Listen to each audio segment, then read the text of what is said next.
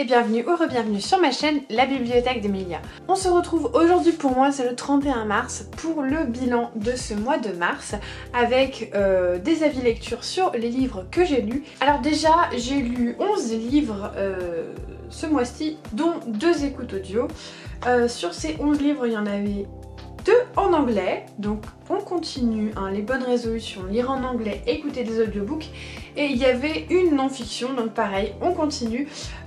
Au niveau des suites de séries, j'ai terminé une série, ça on est content. J'en ai commencé plein, hein, vraiment ce mois-ci ça a été la débandade au niveau commencement de série, mais c'est pas grave.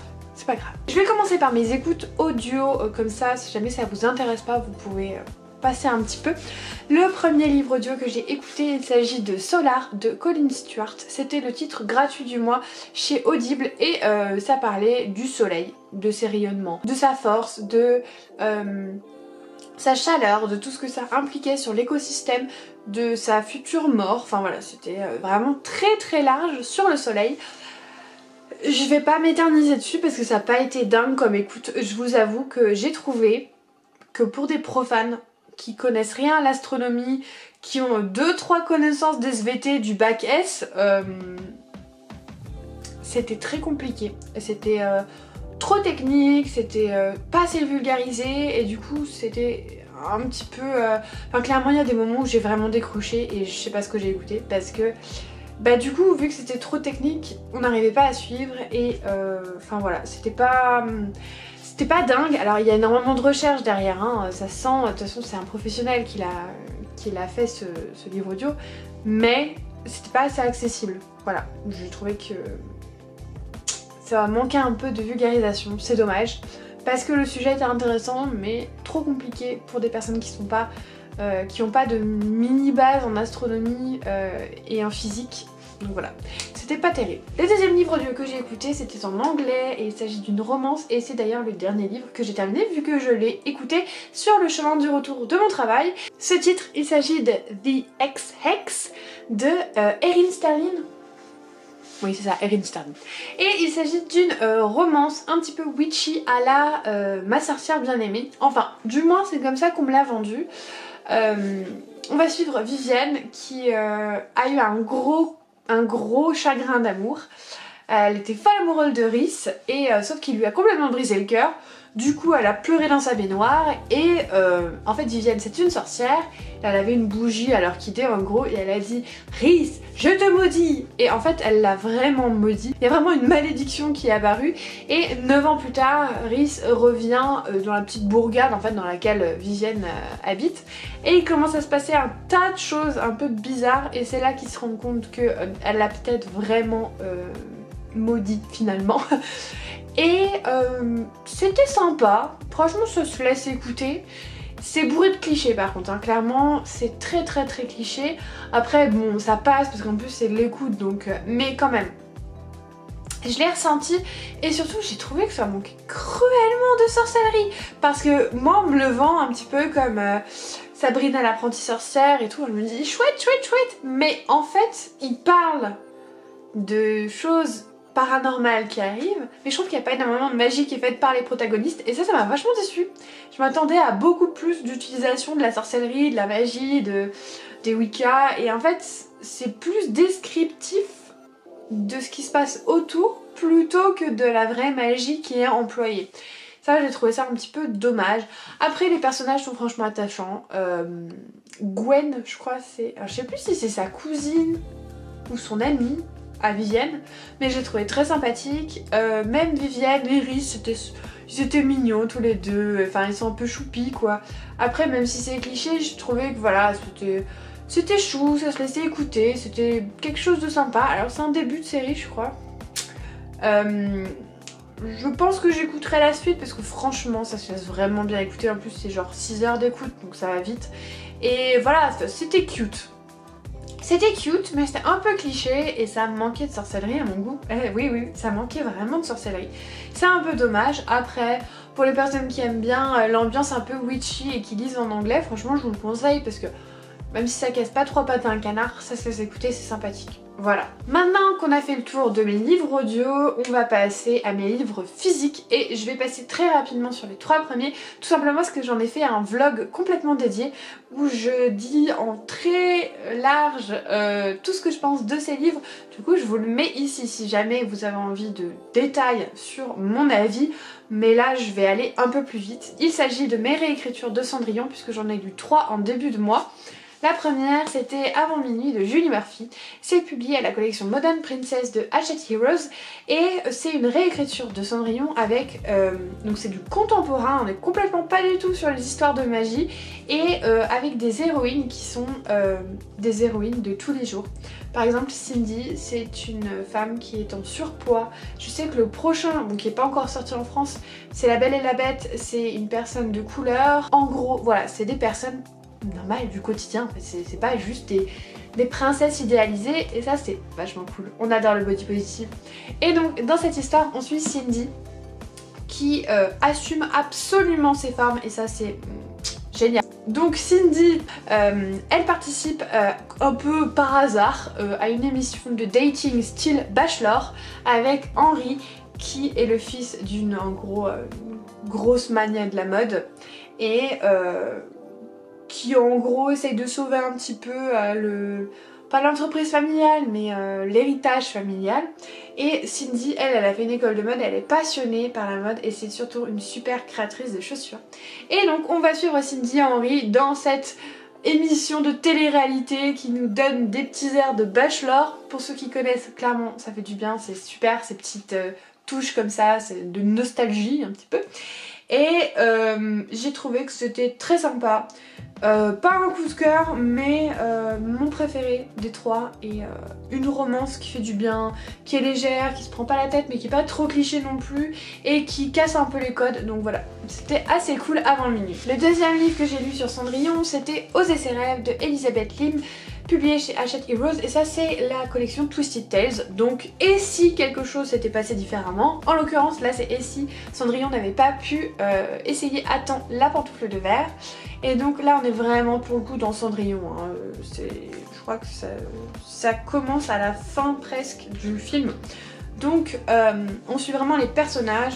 J'ai trouvé très cool le fait que Cendrillon garde son caractère. Parce que dans les Twisted Tales, je trouve qu'ils ont tendance à changer les caractères des personnages. Et pour moi, une bonne réécriture, c'est soit une réécriture qui respecte l'œuvre originale et qui la prend et qui fait juste un petit soupçon là, comme Salt Bae.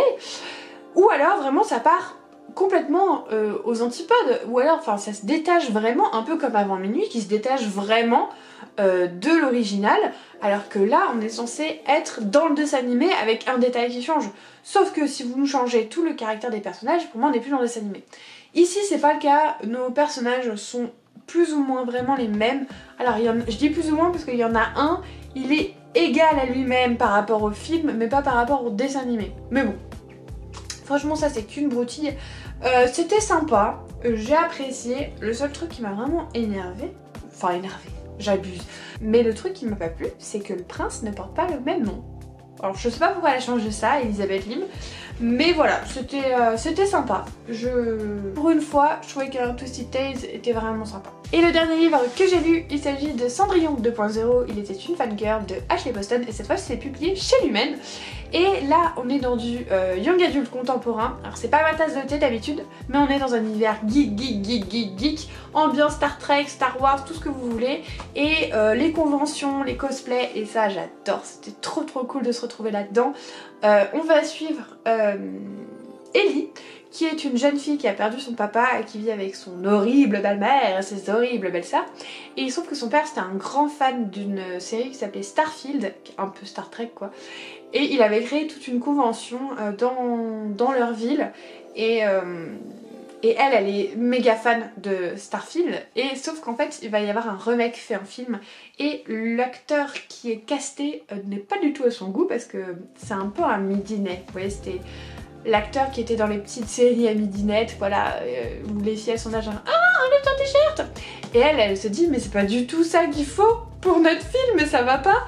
Et du coup, elle fait tout un blog où elle va le descendre en flèche, mais à côté, ils vont se parler par texto sans savoir qui qui est l'un et qui est l'autre. Et c'est assez cool, c'est assez sympa, ça respecte les codes généraux du conte, mais vraiment ça s'émancipe en fait. Voilà, c'est ça que j'ai trouvé très cool. Et bien que ce soit du manga adulte, ce côté geek, ça m'a plu. Voilà. On va passer aux autres livres qui n'ont plus rien à voir avec Cendrillon. Et le premier livre dont je vais vous parler, il s'agit de La Cité de laiton de S.A. Chakraborty et c'est publié chez De Saxus. Alors là, c'est un livre vraiment aux ambiances de Mille et une nuits, de Scheherazade, de 40 voleurs, de Aladdin. Et clairement, si jamais vous n'avez pas eu Prince Ali dans la tête quand vous avez lu ce livre à chaque fois qu'il y avait le chapitre sur Ali, bah dites-moi comment vous faites, parce que je sais pas comment je vais faire pour le tome 2 pour ne pas avoir cette musique dans la tête. On va suivre plusieurs personnages dans cette histoire, notamment en premier lieu Nari, qui est une jeune escroc voleuse qui habite au Caire et qui en gros n'a pas de famille, qui sait pas d'où elle vient, mais qui a des petits talents de guérison un peu bizarres. Et sans trop le vouloir, elle va libérer un djinn qui s'appelle Dara, donc un génie hein, pour ceux qui sont pas familiers avec la mythologie orientale. Et Dara va lui expliquer qu'en fait elle vient d'une famille de djinns très puissante et que sa place est à Daevabad, qui est la cité des djinns d'Aeva, et qu'en gros il y a une famille sur place qui a usurpé le trône à sa famille et qu'il faut qu'elle se rende là-bas parce que c'est sa place, c'est sa maison, et qu'il faut qu'elle donne un petit peu de l'espoir en gros aux autres d'Aeva. Alors elle, elle est pas trop pour, sauf qu'en fait elle se fait attaquer par des esprits qui s'appellent des Efrites je crois. Et elle a un petit peu peur parce qu'en fait elle risque de mourir hein, parce que clairement on dirait qu'ils veulent la tuer. Donc elle décide de suivre Dara. Donc on va suivre en parallèle cette histoire. Et en parallèle on va suivre l'histoire de Prince Ali, oui c'est bien lui, Ali Ababwa, qui lui est déjà à Daevabad et qui en gros est le fils, alors pas le fils aîné, donc pas le futur roi, mais le fils cadet du roi de Daevabad qui a justement pris le pouvoir à la famille de Nari. Et lui, c'est un petit peu, franchement c'est un petit peu une victime, on va pas se mentir, c'est un gentil tout plein. Il fait confiance à tout le monde, il pense que tout peut être possible d'arranger, que les conflits peuvent être stoppés, que... Enfin voilà, c'est un idéaliste, c'est un utopiste, il est gentil et il s'en prend toujours plein la tronche. Le pauvre, vraiment, c'est une victime de A à Z. Fut un moment, et vraiment j'avais de la peine pour lui, je me disais mais quand est-ce qu'il va arrêter de se faire harceler comme ça, le pauvre, alors que c'est le plus gentil de tous, mais comme quoi, hein, trop bon, trop... voilà. Et on va suivre vraiment ces deux histoires en parallèle et c'était vraiment sympa. Alors attention, la première moitié est longue, mais longue. Et au début, vraiment, puisque je l'ai lu en lecture commune, toutes les deux, on s'est dit, c'est quand même pas fou. C'est sympa la culture orientale, mais il se passe pas grand chose, c'est long pour pas grand chose. Et puis il y a eu un moment où tout s'est accéléré et là c'est devenu vachement plus intéressant. Déjà que les personnages étaient vraiment sympathiques, ils étaient bien construits, mais là l'intrigue et l'histoire se mettaient aussi en route. Et du coup à partir de ce moment là ça a été vraiment sympa à lire. J'ai entendu parler en fait du tome 2 et apparemment il est vraiment au-dessus du premier. Donc j'ai vraiment envie de lire la suite, ça fait beaucoup de vraiment à la suite. Parce que je trouve que c'est une histoire qui a vraiment du potentiel et que j'aime beaucoup la mythologie qui a été créée autour de ces djinns. Donc je lirai avec plaisir la suite de cette trilogie. Ensuite on va passer au dernier livre papier que j'ai lu vu que je l'ai fini ce matin. Il s'agit de Nouvelle Babel de Michel Bussy, publié chez Presse de la Cité. Alors Nouvelle Babel c'est le tout dernier livre qui a été écrit par Michel Bussy. Il est sorti le mois dernier, enfin vraiment il n'y a pas très longtemps. Et c'est un thriller quand même policier, dans la même veine que ses derniers romans, mais avec un côté très post-apocalyptique, vu qu'on est en 2097 et que à cette époque-là, il n'y a plus de pays, il n'y a plus de frontières, c'est une terre gouvernée par un gouvernement avec une langue unique, qui est l'espagnol d'ailleurs, et où vraiment il n'y a plus de nationalisme, et également on peut se téléporter partout dans le monde. Alors il y a des règles par exemple, il y a des quotas sur certains endroits, et aussi il y a le fait qu'on ne peut pas par exemple se téléporter dans une propriété privée, voilà, sauf si on a été invité. Et voilà, c'est toute une histoire sur cette téléportation. C'est vachement bien fait, je trouve. Vraiment, c'est très bien fait. Et l'histoire commence où justement il y a une île de retraités avec 10 personnes qui ont acheté l'île et donc on ne peut pas s'y téléporter.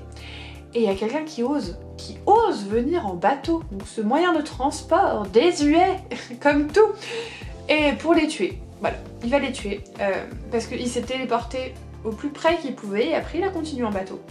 Et ça c'était du jamais vu hein, parce que les gens maintenant qui se téléportent, ils se prennent plus la peine de prendre ni le vélo, ni la voiture, ni le bateau, quelle idée. En parallèle on va suivre aussi une jeune fille qui s'appelle Cléo qui est institutrice en France mais qui vit au Japon et qui a un petit peu soif d'aventure, clairement. C'est une demoiselle qui a envie d'être en détresse et d'être secourue par un prince charmant. Et donc ces deux histoires vont s'embriquer parce que de toute façon elles sont liées toutes les deux. C'est pas mon préféré. C'est clairement pas mon préféré de Michel Bussy parce que il n'y a pas ce gros twist qui fait que je suis là genre et que j'ai envie de relire vite tout le début pour comprendre là où je me suis fait berner comme pas possible. Là, j'ai pas l'impression que de toute façon Michel Bussy ait souhaité partir dans ce sens-là.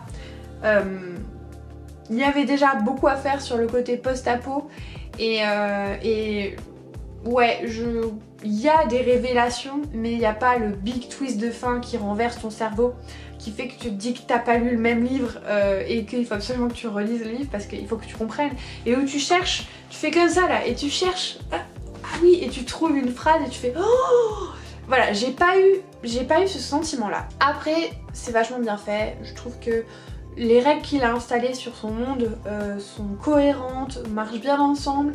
Il y a deux trucs qui sont pas trop plausibles, mais dans l'ensemble ça passe. Et puis surtout Michel Bussy, c'est une plume qui est addictive, qui donne envie de tourner les pages, qui fait qu'on dévore ses bouquins. Et ça, bah voilà, c'est un de mes auteurs chouchous juste pour ça, parce que je sais qu'à chaque fois que je commence son livre, enfin un de ses livres, je suis happée et j'arrive plus à reposer le livre. Et ça, bah voilà, on peut pas lui enlever. Après, c'est pas mon préféré, parce que comme je vous ai dit, manquait cet élément de surprise qui pour moi fait que c'est un bon Michel Bussy. Mais c'était sympa, il a voulu s'essayer à autre chose, moi je trouve qu'il a réussi. Il y a encore sa saga jeunesse post-apocalyptique qu'il faut que je lise, que je n'ai toujours pas lu. Mais voilà, j'ai trouvé que c'était cohérent, ça s'imbriquait bien ensemble. En fait, c'est marrant parce que même s'il n'y a plus qu'une terre, on a l'impression qu'il y a quand même les cultures qui sont toujours présentes, un peu tabou, mais qui sont toujours présentes. Et ce mélange, voilà, c'était très sympa. Ce trio d'inspecteurs, il m'a vraiment plu. J'ai trouvé ça vraiment intéressant de les suivre. Ils avaient chacun leur point fort, leur point faible. Et c'était un plaisir pour moi de lire cette enquête. Donc voilà, bah, comme d'habitude, Michel Bussy, c'est toujours agréable. On va passer aux choses qui fâchent avec le titre du prix des lecteurs sélection imaginaire de ce mois-ci. Il s'agit de Rive Gauche de Pierre Bordage. Donc c'est une œuvre qui est censée s'inscrire dans l'univers de Métro 2033 en fait c'est pas une fanfiction mais ça s'inspire de l'univers pour le transposer en gros en France parce qu'à la base c'est le métro moscovite je crois et ça ne l'a pas fait pour moi. C'est dommage hein, parce que le premier livre de la sélection je l'ai abandonné et celui-là clairement je l'ai fini mais un peu à contre-cœur. Alors, tout de suite je vais prévenir, hein, je ne baserai pas mon avis sur l'auteur juste sur ce livre, tout simplement parce que ce n'est pas une œuvre originale. Enfin si, c'est lui qui l'a écrit mais c'est inspiré d'une œuvre pour l'écrire. Et là c'est même plus de la réécriture, hein, c'est vraiment on est dans le monde de Métro 2033. Et j'aimerais bien juger sa plume et ce que je peux penser de lui en tant qu'écrivain sur une œuvre originale qu'il a fait, c'est-à-dire vraiment c'est son livre, c'est ses histoires, c'est le monde que lui a inventé et qui s'est pas inspiré sur d'autres moules ou sur d'autres œuvres. Donc voilà, je m'arrêterai pas là-dessus pour Pierre Bordage, mais j'ai pas été conquise. Il y a de bonnes choses, objectivement. Il y a des complots, il y a des intrigues, il y a des personnages qui sont creusés, ce ne sont pas des personnages qui sont plats, il y a de l'originalité, mais je me suis ennuyée. Je me suis clairement ennuyée, j'ai pas aimé la plume, j'ai trouvé que le personnage qui parle en patois, enfin un espèce de patois, vous savez, un peu comme un gueux quoi, genre v'là machin, ça alourdissait le roman pour pas grand chose. Je trouvais qu'il était très possible de dépeindre un personnage qui vient des bas quartiers sans lui donner un accent à couper au couteau, ça sert à rien. Il y a d'autres façons de le faire. Et ça, j'ai trouvé que ça alourdissait le roman, et dès que je passais sur ce personnage là, je levais un petit peu les yeux au ciel. Et, alors je vais le dire, je vais peut-être m'attirer les foudres de certaines personnes, mais j'ai pas adoré la façon dont il a décrit les personnages féminins. Il y a de la substance, hein, clairement, hein. C'est pas des personnages plats, c'est pas des bimbos et tout, mais je suis pas fanat de ce qu'il a fait des personnages féminins, voilà. Donc c'est un petit peu coussi coussa ce roman, parce que à la fois, objectivement, il y a des très bonnes choses, et à la fois, je me suis un petit peu ennuyée et j'ai pas franchement accroché avec cet univers. J'ai pas envie de savoir ce qui va se passer, je suis pas attachée au personnage, donc je lirai pas la suite. Par contre, je tenterai un nouveau roman de Pierre Bordage, parce que je veux pas m'arrêter là-dessus. J'ai entendu tellement de bonnes choses sur cet auteur que j'ai pas envie de m'arrêter à ce seul livre que je n'ai pas aimé, qui ne reflète pour moi pas vraiment son travail. Ensuite, je vais passer à ma salle lecture papier VO du mois. Il s'agit de Only a Monster de Vanessa Len, c'est l'édition Fairyloot. Comme tous les mois, je fais partie d'un groupe de lecture qui s'appelle Read Telling, qui est managé un petit peu par Les Affaires de Louise et Fleur de Sureau sur Instagram, parce que je crois pas qu'elles aient de chaîne YouTube, et qui est exclusif à la lecture en VO. Alors tous les mois vous avez les lectures des 3 box principales littéraires en anglais, plus une lecture pour les débutants, plus une lecture choisie par les gérantes, plus une lecture choisie par vote par les membres du club. Donc ça c'était la lecture Fairyloot du mois. Et il y a plusieurs choses à en dire. Alors déjà je vais vous faire le pitch. On suit... comment elle s'appelle déjà? C'est mauvais signe ça. Ah oui, on suit Joan, qui est une jeune fille qui a une famille un petit peu excentrique, et sa grand-mère lui a toujours dit que c'était des monstres, mais elle a pris ça un petit peu à la rigolade, jusqu'au jour où il se passe quelque chose et elle... Enfin, je peux pas vous dire quoi parce que c'est un gros spoil. Et elle réalise qu'en fait, sa famille est bien une famille de monstres qui a le pouvoir de voyager dans le temps, mais pour voyager dans le temps, il faut qu'ils prennent du temps de vie à des humains. En leur touchant la nuque, ils leur prennent quelques minutes de vie. Et ça, c'est en fait leur énergie pour voyager dans le temps, mais en même temps, ça veut dire que les humains vont mourir un peu plus tôt que prévu. Il y a plusieurs protagonistes dans cette histoire, que je peux pas trop vous révéler leur rôle parce que sinon c'est vraiment du spoil, et moi j'ai aimé le découvrir par moi-même. Notamment Oliver et Nick, 2 garçons. Oliver qui est présenté un petit peu comme le bad boy, et Nick qui est un peu le golden boy justement, l'inverse. Et on va suivre ce petit trio dans ces voyages à travers le temps, à travers les époques. Ils vont retourner notamment dans les années 90, nostalgie, on adore. Et je trouvais ça super sympa, cette histoire de voyage dans le temps. J'étais trop intéressée par ça.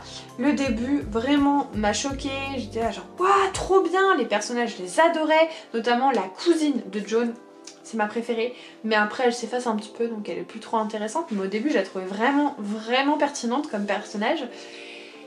Et puis il y a un moment où j'ai l'impression que l'autrice elle s'est un petit peu emmêlée les pinceaux, elle savait pas trop où elle allait, c'était flou, c'était confus. Il se passait des choses qui avaient soit pas de rapport, soit pas d'intérêt, puis après finalement ça en avait, mais c'était pas lié aux scènes qu'il fallait, enfin c'était un peu brouillon. Et voilà, ce qui fait que ça partait vraiment bien, je me suis dit oh ce livre ça va être un coup de cœur, je vais l'adorer.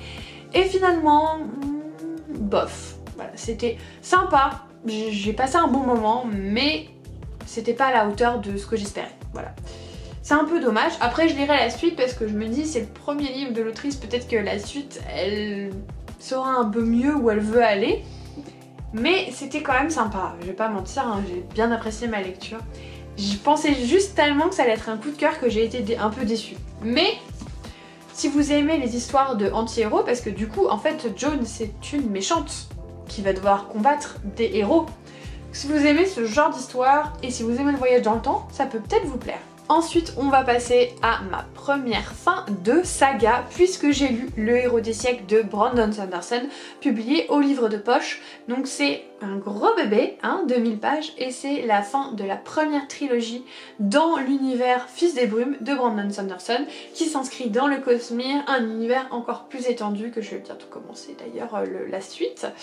Et donc l'histoire de Fils des Brumes, le premier tome, parce que sinon il y a gros spoil. Le premier tome de Fils des Brumes, l'histoire, c'est Vin, qui est une jeune fille de 16 ans et qui, malgré qu'elle soit une esclave, se découvre des pouvoirs d'allomancie, donc c'est le pouvoir des métaux, alors que normalement c'est réservé aux nobles. Sauf que quand les nobles ils batifolent avec les esclaves, on sait tout ce qui se passe. Et elle va croiser la route de Kelsier, qui lui aussi est un Fils des Brumes. Alors, vous avez deux types d'allomanciens. Vous avez les brumants qui ne peuvent brûler et utiliser qu'un seul métal, et vous avez les Fils des Brumes qui peuvent tous les utiliser. Et donc c'est super puissant. Hein.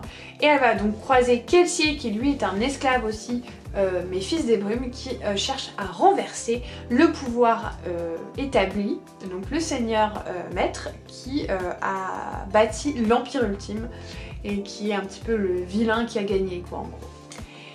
C'est une trilogie que j'ai adorée, je suis super contente d'avoir découvert Brandon Sanderson. C'est une plume tellement facile d'accès pour les personnes qui veulent se lancer un peu dans la fantaisie adulte mais qui ont peur parce que c'est quand même pas évident au début. Franchement c'est une super passerelle. C'est une super passerelle pour passer du young adulte à l'adulte parce que c'est très facile. Parce que l'auteur a une plume qui vous embarque, qui vous fait tourner les pages. Les infos sur la construction du monde sont très bien disséminées au bon endroit pour que ça fasse pas trop d'un coup, pour qu'on comprenne bien les systèmes de magie et les enjeux politiques qui sont derrière tout ça. Et franchement, c'est une super saga. Je vous ferai une vidéo sur la saga en entier, ce que j'en ai pensé de chaque tome, les spécificités, les choses qui m'ont plu, qui m'ont déplu. Donc je vais pas en dire trop aujourd'hui parce que sinon ça fera redondant, hein, parce que ça sortira dans 2-3 semaines je pense. Mais ce que j'ai à en dire c'est que c'était une très bonne fin de série. La fin est géniale. Il y a eu des grosses longueurs au début, je vais pas vous mentir, c'était un peu long le début. Mais la fin... Pour moi, c'était la fin parfaite de ce récit. Ça aurait pas été mieux autrement. Et j'ai été touchée, j'ai été émue. Et je pensais pas jusqu'aux 200 dernières pages, parce que j'en ai entendu parler comme quoi c'était... Voilà, c'était une super fin, que ça procurait plein d'émotions. Et jusqu'aux 200 dernières pages, je me disais, oh, quand même, je sais pas si je vais être émue comme ça. Et si, j'ai été émue. J'ai eu ma petite larmichette qui est tombée. C'était vraiment une super fin. Vraiment, je suis contente d'avoir découvert ça. Maintenant, j'ai envie de découvrir encore plus de Brandon Sanderson. J'ai envie de me plonger à corps perdu dans le Cosmere. Vraiment, c'est vraiment... Voilà, c'est une très bonne série. Et enfin, le dernier livre dont je vais vous parler, c'est tout simplement mon livre préféré de ce mois-ci. Il s'agit de La librairie des rêves ensevelis de Madeleine Martin, publié chez Charleston. C'est un tout petit bouquin qui fait même pas 300 pages je crois, c'est ça, 295, et qui traite du sujet de la Seconde Guerre mondiale. Alors je savais pas trop si j'allais pouvoir le lire du coup, émotionnellement, mais finalement c'est passé. Et qui raconte surtout l'histoire d'une libraire, enfin c'est une jeune fille qui s'appelle Grace et qui débarque à Londres, qui a des rêves plein les yeux et qui finalement, à cause de la guerre, va se voir un petit peu travailler dans une librairie. Au début elle n'est pas très livre et finalement elle découvre l'amour de la lecture. Et en fait ce livre c'est une ode à l'amour de la lecture, c'est une ode à la résilience, c'est... beaucoup de sentiments qui font chaud au cœur. Il se passe pas grand chose, clairement il se passe pas énormément de choses, mais c'est super touchant, vraiment il y a beaucoup de moments d'émotion, puis une palette d'émotions qui sont transmis au lecteur à travers ce roman. Et j'ai été transportée en fait par cette lecture. J'avais pas envie de la lire trop vite, donc j'essayais de la disséminer un petit peu. Mais vraiment ça a été une super lecture, une très bonne lecture. Et j'ai énormément aimé le personnage principal qui noue une relation un petit peu, vous savez, de boubon à petit soleil avec le libraire qui lui au début veut pas d'elle et qui en fait à travers des temps vraiment troublés, des temps durs, ben juste se lie et apprennent à se découvrir et où les gens voilà ben passent au-delà de certaines rancœurs ou de ce qui peut se passer pour juste être solidaires parce qu'il se passe des horreurs en fait. Et c'était un livre vraiment émouvant, vraiment un très bon livre et en plus, chose intéressante, je sais pas trop si c'est un spoil mais je vous le dis, l'histoire d'amour n'est clairement pas au centre de cette histoire. C'est un petit plus, voilà, mais si vous l'avez lu vous saurez de quoi je parle, c'est pas l'important. C'est pas ce qu'on retient du livre, vraiment. Et j'ai trouvé ça super intéressant d'inclure voilà, ces petites romances tout en la faisant la plus petite possible. Et j'avais jamais vu ça à ce point-là. Et j'ai trouvé ça très intéressant la façon dont c'est fait. Et pour vraiment mettre l'amour du livre et l'amour du prochain en avant plutôt que l'amour de deux personnes l'une envers l'autre. Vraiment j'ai trouvé que c'était bien fait et voilà, c'est mon livre préféré de ce mois-ci. Il va falloir que j'aille prendre un grand verre d'eau parce que j'ai beaucoup parlé. C'était un mois un peu bof. Ça se voit pas comme ça, mais à part le livre de Madeleine Martin et Fils des Brumes, même Buffy c'était bien, mais ça m'a pas auto-transporté que d'habitude. Et j'ai trouvé qu'en fait, j'ai pas eu de très mauvaise lecture, mais tout est resté un petit peu, vous voyez, genre, c'était bien, mais c'était pas... Waouh! Et ça m'a manqué un peu ça, voilà, ça m'a manqué un peu. J'espère que le mois prochain, j'aurai un peu plus de gros coups de cœur ou de vraiment de très bonnes lectures. Ça reste pas mal non plus, hein. Il n'y a pas eu d'abandon ce mois-ci par exemple, mais voilà, c'est pas grave, ça arrive. On espère que le mois prochain ce sera mieux. En attendant, j'espère que ça vous a plu. N'hésitez pas à me dire quel est le livre qui vous tente le plus parmi cette sélection, ou si jamais vous avez lu un de ces livres, de me dire tout simplement ce que vous en avez pensé. En attendant la prochaine vidéo, comme d'habitude, je vous souhaite d'excellentes lectures et je vous fais des bisous!